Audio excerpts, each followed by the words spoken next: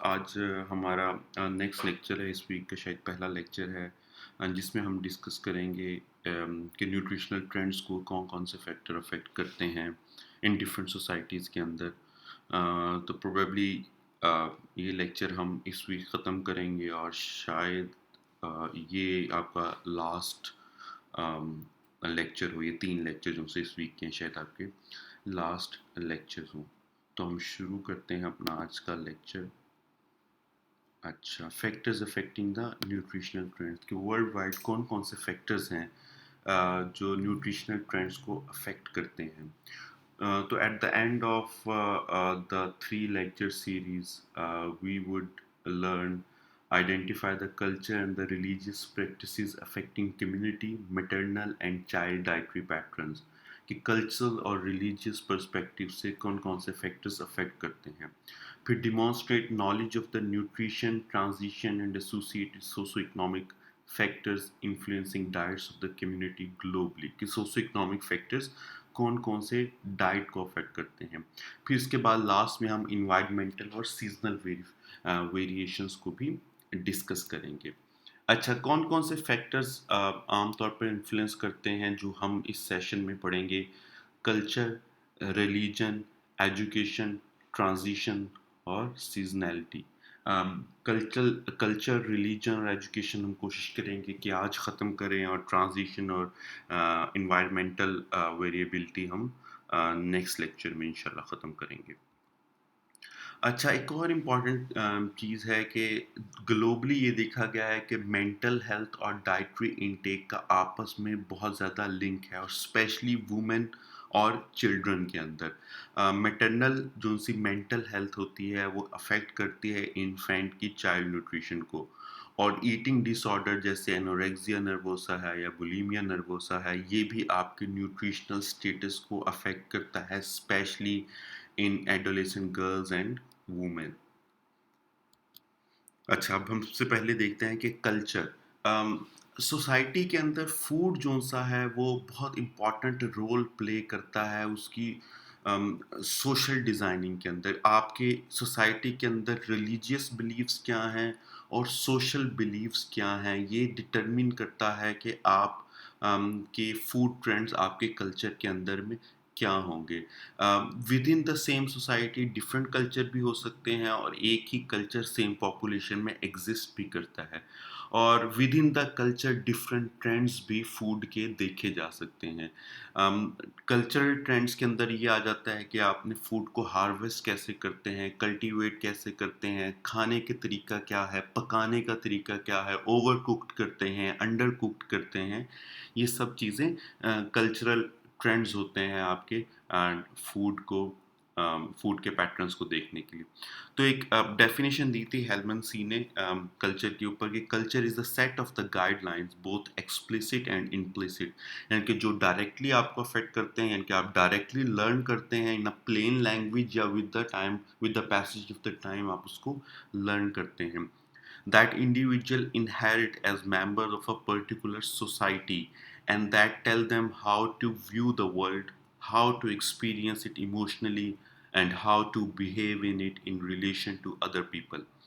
कि आप उसको एक्सपीरियंस करते हैं, इमोशनली एक्सपीरियंस करते हैं और किस तरह आप दूसरे लोगों के साथ उसे देखते हैं, to super natural forces of the gods and to the natural environment.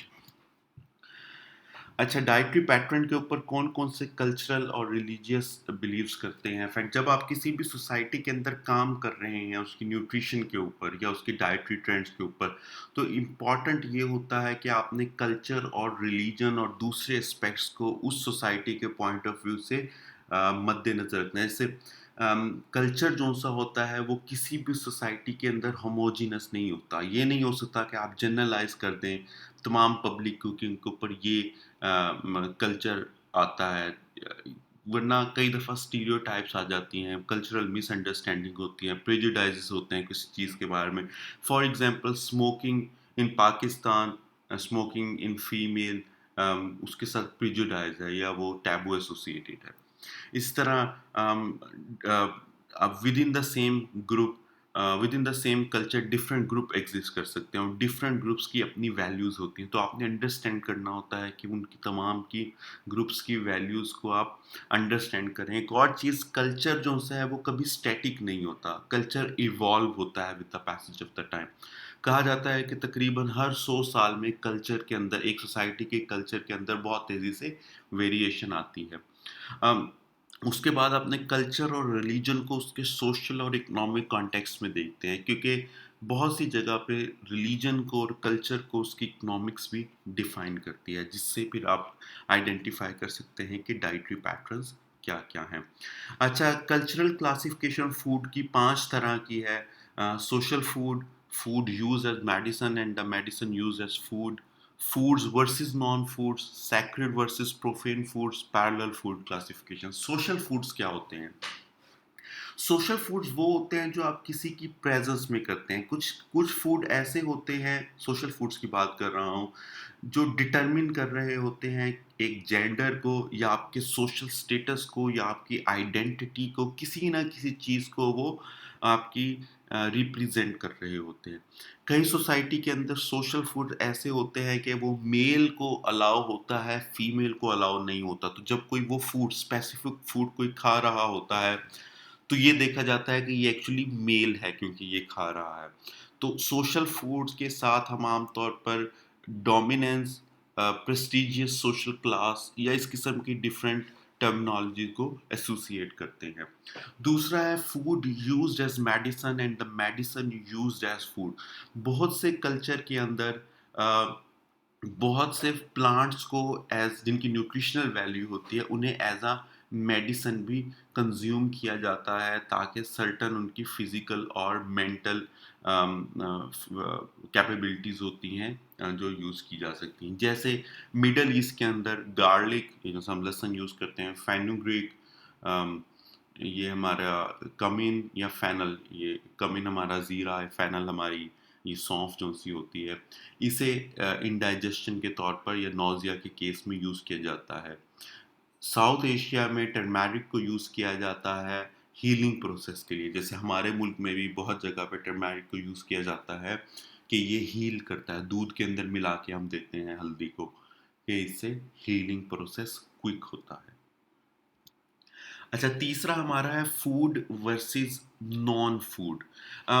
कुछ कल्चर ऐसे होते हैं जिसमें डिफाइन किया होता है कि ये हमारे फूड हैं और ये हमारे नॉन फूड हैं।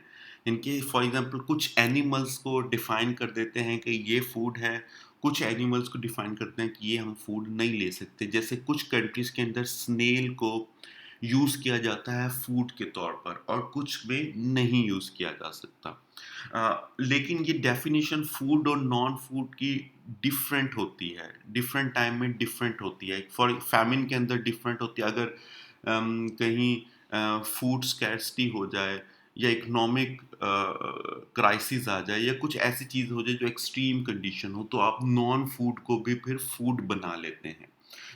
जैसे इस्लाम में बहुत से फूड हराम हैं, नहीं आप खा सकते, लेकिन जब कोई ऐसी सिचुएशन हो जाए जहाँ आपके पास उस चीज़ के अलावा कोई और चारा ही ना हो, तो आप उस चीज़ को कंज्यूम कर सकते हैं। अच्छा, इसके बाद है हमारा पैरेलल फूड क्लासिफिकेशन। ये क्लासिफिकेशन भी हम डिफरेंट कल्चर्स के अंदर डिफरेंट तौर पे करते हैं। कुछ कल्चर्स में इसे डिफाइन की जैसे किया जाता है as a hot and cold. ये हॉट एंड कोल्ड उनकी स्पेसिफिक वैल्यूज़ की बुनियाद पर या उनकी न्यूट्रिशनल वैल्यूज़ की बुनियाद पर उन्हें ये सिंबल दिए जाते हैं कि अगर पुअर हेल्थ में अगर कोई ऐसा डिजीज़ है जिसे हॉट डिजीज़ कहा जाता है, उसमें आप कोल्ड फूड लें, और अगर कोई कोल्ड डिजीज़ है तो उसमें हॉट फूड लें। अम, जैसे हॉट फूड में हम रेड मीट, चिलीज़ और एग्स वगैरह, और कोल्ड फूड के अंदर सिट्रस एंड ट्रॉपिकल फूड। इसकी एक एग्जांपल प्रेगनेंसी है। अम, बहुत सी वुमेन्स को प्रेगनेंसी के दौरान वो हॉट फूड से अवॉइड करते हैं, इसलिए क्योंकि वो समझते हैं अगर हॉट फूड दिया जाए तो पैदा होने वाले बच्चे को कोई ना कोई इलनेस हो सकती है, रैश हो सकता है, स्किन एलर्जी हो सकती है। लास्ट हमारा है सैक्रेड वर्सेस प्रोफेन फूड या primitive versus non permitted food. कुछ कल्चर के अंदर कुछ फूड परमिटेड होते हैं, कुछ फूड परमिटेड नहीं होते, वो उनके रिलीजन की बुनियाद पे भी हो सकता है, उनके कल्चर की बुनियाद पे भी हो सकता है, जिस सोसाइटी में वो रहते हैं उस बुनियाद पे भी हो सकता है। फॉरबिडन फूड या जो से नॉन परमिटेड फूड हैं उनकी बहुत सी बुनियाद हो सकती है, अनहाइजेनिक हो सकता है, अनक्लीन हो सकता है, रिलीजियसली फॉरबिडन हो सकता है, टैबूज के साथ एसोसिएट हो सकते हैं, प्रेजुडाइजेस के साथ हो सकता है। इसके अलावा कहाँ-कहाँ कल्चरल इन्फ्लुएंस आता है आपके डाइटरी पैटर्न पे? एक तो ऑप्टिमल बॉडी साइज़ और शेप में, और दूसरा हायरार्की जो सी फैमिली के अंदर है फूड यूज़ और फूड डिस्ट्रीब्यूशन की। Optimal body size and shape के एक एग्ज़ाम्पल अफ्रीका के अंदर है कि दुनिया में रेस्ट ऑफ द कंट्री में आम तौर पर, ख़ास तौर पे वुमेन में ये समझा जाता है कि जितनी स्मार्ट हों या जितनी लेस ओबीज़ हों, वो उतनी अट्रैक्टिव हैं या वो उतनी गुड क्लास से हैं। लेकिन अफ्रीका के अंदर है कि आप जितने ओबीज हैं, that shows the symbol of your wealth, या आपकी इटॉनमी या आपकी अट्रैक्टिवनेस या आपकी हैप्पीनेस को शो करती है, या ये उस कल्चर में as a symbol of beauty समझा जाता है। दैट इज़ वाई वहाँ फैट का इनटेक ज़्यादा है, फिजिकल एक्टिविटी कम है। नाइजीरिया में ओबिसिटी को अब तक डिजीज कंसीडर नहीं किया जाता। इसी तरह हायरार्कीज ऑफ फूड यूज़ ये है कि हमने लास्ट में भी इसे डिस्कस किया था कि कुछ फैमिलीज़ के अंदर, कल्चर में कुछ फैमिलीज़ के अंदर मेल्स को फूड दिया जाता है प्रेफरेबली अच्छा एज़ कम्पेयर टू फीमेल, या उनके पास उतने रिसोर्सेज नहीं होती, तो फैमिली के अंदर एक हायरार्की होती है कि पहले मेल्स होंगे, फिर मदर इन लॉ वगैरह होगी, फिर आखिर में जाके कहीं वाइफ या उनकी बेटियां वगैरह आती हैं, तो उसमें फिर उनकी न्यूट्रिशनल इनटेक कम हो जाता है। कल्चरल अफेक्ट मैटरनल और चाइल्ड न्यूट्रिशन के ऊपर क्या होता है? बहुत से फैक्टर्स डिटरमिन करते हैं या अफेक्ट करते हैं मैटरनल और चाइल्ड न्यूट्रिशनल इनटेक को। इन क्या क्या? For example, lack of awareness of specific alternatives, कि अगर आपके पास एक न्यूट्रिशन नहीं है तो उसका ऑल्टरनेटिव क्या हो गया, कन्वीनियंस है फूड की या नहीं है, हाउस होल्ड हायरार्कीज क्या हैं, बच्चे के इंटरेस्ट में सबसे बेटर क्या है, और conflicting informations on best practices. बहुत से कल्चर्स के अंदर, जिसकी एक एग्जांपल इंडिया है, बहुत से कल्चर्स के अंदर एनिमल बेस्ड फूड को बुरा समझा जाता है, कि उसको नहीं खाना चाहिए। जब वो माएँ नहीं खाती तो वो फिर बच्चों को भी नहीं मिलता। मैं आगे डिस्कस करूँगा, इसकी एक एग्जांपल आयरन है कि इंडिया के अंदर कैसे वुमेन आयरन नहीं लेती जो एनिमल बेस्ड आयरन है, और इस तरह उनको आयरन डेफिशिएंसी हो जाती है। अच्छा, जो सी मैटरनल कुछ कुछ डाइट्स को समझा जाता है, कल्चरली समझा जाता है कि यूज़ किया जाए जब ड्यूरिंग मदर जब प्रेग्नेंट हो, आफ्टर चाइल्ड बर्थ और ड्यूरिंग द ब्रेस्ट फीडिंग। जैसे कुछ कल्चर्स में ये समझा जाता है कि अगर ड्यूरिंग द प्रेगनेंसी आप एनिमल फूड दें, जैसे मीट, चिकन, एग्स वगैरह, वो बहुत ज़्यादा बेनिफिशियल होते हैं। लेकिन कार्बोहाइड्रेट्स ना दें, क्योंकि उससे एक्सेसिव वेट गेन होता है। अम, इसी तरह कुछ कल्चर्स के अंदर ये होता है कि जैसे ही प्रेगनेंसी हो जाती है तो उन मदर को नट्स दिए जाते हैं, ताकि ये समझा जाता है कि उससे रिकवरी जो सी है वो तेज़ हो जाएगी। कुछ कल्चर्स के अंदर लैक्टेशन के दरमियान मिल्क को इंक्रीज करने के लिए कुछ प्रोडक्ट्स दी जाती हैं, और कुछ प्रोडक्ट्स को रोका जाता है। फॉर एग्जांपल, ये समझा जाता है कि स्पाइसी फूड नहीं खाने चाहिए मदर को, चिकपीस नहीं खाने चाहिए, कॉलीफ्लावर नहीं खाना चाहिए, क्योंकि ये कॉलिक कॉज करता है बच्चे के अंदर। आइसक्रीम अगर खाएंगे तो बच्चा कोल्ड हो जाएगा। तो ये बहुत से ट्रेंड जो से हैं, nutritional trends during, after and before delivery cultures में पाए जाते हैं। अच्छा, इसी तरह ब्रेस्ट फीडिंग प्रैक्टिसेस भी कल्चरल ड्रिवन होती हैं। अर्ली आफ्टर बर्थ कुछ कल्चर, कुछ क्लोस्ट्रम हम कहते हैं पहले मिल्क को, और क्लोस्ट्रम एक इम्पॉर्टेंट मिल्क होता है क्योंकि इसके अंदर सबसे ज़्यादा एंटीबॉडीज़ प्रोड्यूस हो सबसे ज़्यादा एंटीबॉडीज़ होती हैं जो फिर बच्चे के अंदर जाके उसकी इनेट इम्यूनिटी डेवलप करने में कामयाब अपना रोल प्ले करती हैं। लेकिन बहुत से कल्चर्स के अंदर क्लोस्ट्रम को पॉइज़नस मिल्क समझा जाता है। इसी तरह कुछ कल्चर्स के अंदर बच्चों को पहली फीडिंग देने से पहले, ब्रेस्ट फीड करने से पहले उन्हें कोई फीड दी जाती है ताकि उनका डाइजेस्टिव सिस्टम क्लियर किया जा सके। चैलेंजेस क्या हैं हमारे एक्सक्लूसिव ब्रेस्ट फीडिंग के कि कई कल्चर्स के अंदर या कई जगह हम न्यूनेट को वाटर भी देते हैं और ये कंसीडर किया जाता है कि ब्रेस्ट फीड हमारा फूड है, ब्रेस्ट मिल्क हमारा फूड है और पानी की कमी पूरा करने के लिए हमने पानी देनी है। इसी तरह ब्रेस्ट मिल्क के सब्स्टिट्यूट्स यूज़ किए जाते हैं, ये कॉम्प्लीमेंट्री फीडिंग दी जाती है और ये समझा जाता है कि बच्चा हंग्री है, उसकी मदर के मिल्क से भूख पूरी नहीं हो रही तो उसे डिफरेंट कॉम्प्लीमेंट्री फीड दी जाए। अम, ये बहुत सी और डिफरेंट प्रैक्टिसेस हैं जो कल्चरली ड्रिवन होती हैं। जैसे कॉम्प्लीमेंट्री फीडिंग कई कल्चर के अंदर 2 से 4 मंथ के अंदर स्टार्ट कर दी जाती है। कई इलाकों के अंदर बहुत से कॉम्प्लीमेंट्री फीडिंग के साथ टैबूज़ अटैच हैं। अम अम, और इसी तरह बहुत से कल्चर्स में ये समझा जाता है कि कॉम्प्लीमेंट्री फीडिंग इलनेस कॉज की जाती है क्योंकि आप अगर आप किसी बच्चे को डायरिया हो गया है या निमोनिया है तो उसे कॉम्प्लीमेंट्री फीडिंग ना दी जाए ता अगर दी जाएगी तो ये इस कंडीशन को वर्सन करेगा। अगला हमारा है जी रिलीजन। दुनिया में डिफरेंट रिलीजन पाए जाते हैं।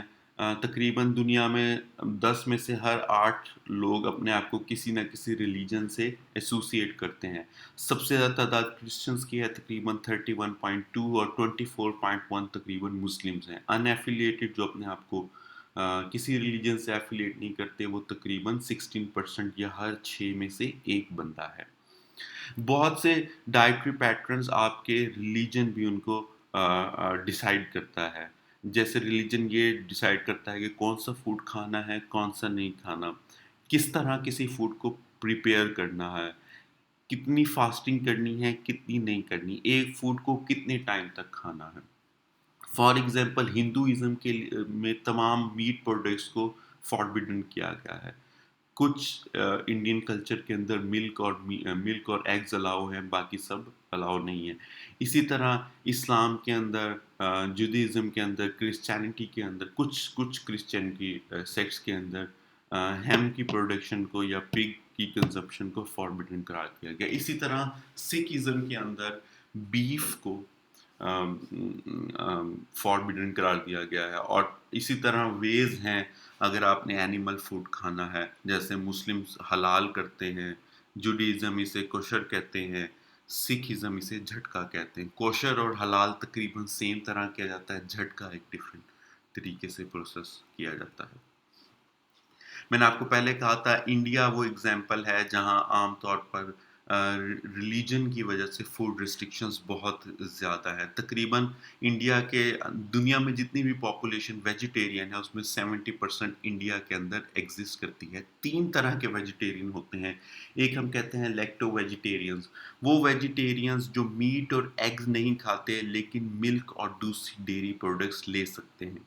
एक होते हैं लैक्टोवो वेजिटेरियंस, ये वो होते हैं जो मीट नहीं खाते लेकिन एग्स और डेयरी प्रोडक्ट खाते हैं। एक होते हैं वेगन्स जो कुछ भी एनिमल प्रोडक्ट नहीं खाते। इनकी तादाद तकरीबन इंडिया में 1% है, लैक्टो वेजिटेरियंस की 75% है और लैक्टेवो वेजिटेरियंस की 25% है। इसकी एक एग्जांपल आयरन की कमी होना है मदर के अंदर क्योंकि वो एनिमल सोर्स आयरन नहीं खा सकती, मीट नहीं खा सकती तो उसे एनिमल सोर्स आयरन नहीं मिलता जो आम तौर पर बेटर अब्जॉर्ब होता है बॉडी के अंदर as compare to plant based, जिसकी वजह से उनके अंदर आयरन की डेफिशिएंसी हो जाती है। जब आयरन डेफिशिएंसी होती है हीमोग्लोबिन की डेफिशिएंसी होती है और इवेंचुअली आरबीसीज की भी कमी होना शुरू हो जाती है। कुछ कल्चर्स के अंदर रिलीजियस फास्टिंग अफेक्ट करती है। वो किस तरह अफेक्ट करती है, एनर्जी एंड न्यूट्रिएंट इनटेक आपके क्या होंगे, बॉडी मास इंडेक्स, आपका टोटल कोलेस्ट्रॉल का इनटेक, आपका ब्लड प्रेशर। फास्टिंग को डिफाइन इस तरह किया जाता है कि पार्शियल या total abstain from all foods और अ सिलेक्टेड फूड। या तो तमाम फूड से आप एब्सटेन करते हैं या कुछ सिलेक्टेड फूड आइटम से, या पूरे दिन के लिए या पूरी लाइफ में या कुछ टाइम के लिए। इसे रिलीजन के अलावा स्पिरिचुअल पर्पसेस के लिए भी यूज़ किया जाता है। कुछ इसकी एग्जांपल इस्लामिक रमज़ान है, ऑर्थोडॉक्स क्रिश्चियन फास्ट है। इस्लामिक रमज़ान का आपको पता है। ऑर्थोडॉक्स क्रिश्चियन फास्ट ये होता है कि 3 साल में तकरीबन 3 दफ़ा वो फास्टिंग पीरियड करते हैं, जिसमें वो कहते हैं कि एग, मीट और डेयरी प्रोडक्ट्स को वो एलिमिनेट कर देते हैं अपनी डाइट से। फिर उनकी एक होती है लेंट फास्टिंग, जो तकरीबन ईस्टर से 6.5 मंथ पहले करते हैं, जिसमें वो सीड फूड को एलिमिनेट कर देते हैं। जो से ऑर्थोडॉक्स क्रिश्चियंस हैं, अम, वो आम तौर पर एनिमल प्रोडक्ट्स को फ्राइडे और वेंसडे को कंज्यूम नहीं कर पाते, नहीं करते, जो उनका रिलीजियस वो है। जिसकी वजह से आम तौर पर कैलोरी इंटेक कम होता है, बॉडी मास कम होता है, कोलेस्ट्रॉल कम होता है, लेकिन विटामिन और मिनरल की इंटेक के ऊपर कोई इफेक्ट नहीं पड़ता। अच्छा, अगला हमारा है एजुकेशन। ये हमने पढ़ा है, इसलिए मैं सिर्फ इसकी एक स्लाइड कर रहा हूँ कि मैटरनल एजुकेशन क्या है, मैटरनल एजुकेशन के पैटर्न क्या हैं। रिसर्च शो करती है कि अगर आप मैटरनल एजुकेशन को इम्प्रूव करें, अगर मदर्स की एक्सेस हो प्राइमरी एजुकेशन तक, तो उन वो बेटर, उनके अंदर न्यूट्रिशनल जो से ट्रेंड्स हैं वो बेटर होते हैं, वो अपने बच्चों को बेटर तरीके से पाल सकती हैं। ब्रेस्ट फीडिंग पे उनकी इंफॉर्मेशन अच्छी होती है, कॉम्प्लीमेंट्री फीडिंग पे उनकी इंफॉर्मेशन अच्छी होती है, डिजीज़ प्रिवेंशन वो अच्छी तरह कर सकते हैं, केयर एंड हाइजीन अच्छी तरह कर सकते हैं, होम फोर्टिफिकेशन करते हैं, डाइटरी डाइवर्सिफिकेशन का उन्हें पता होता है, और अपने बच्चों को बेटर तरीके से वो न्यूट्रिशनली इक्विप कर सकते हैं। तो ये हमारा आज का लेक्चर रहा। कल इंशाल्लाह, कल या परसों मैं आपको इसका दूसरा हिस्सा पढ़ाऊंगा। हम्म, कोई क्वेश्चन हो तो मुझे बताइएगा। जूम मीटिंग हम करेंगे सैटरडे संडे को। तब के लिए थैंक यू। अल्लाह हाफिज़।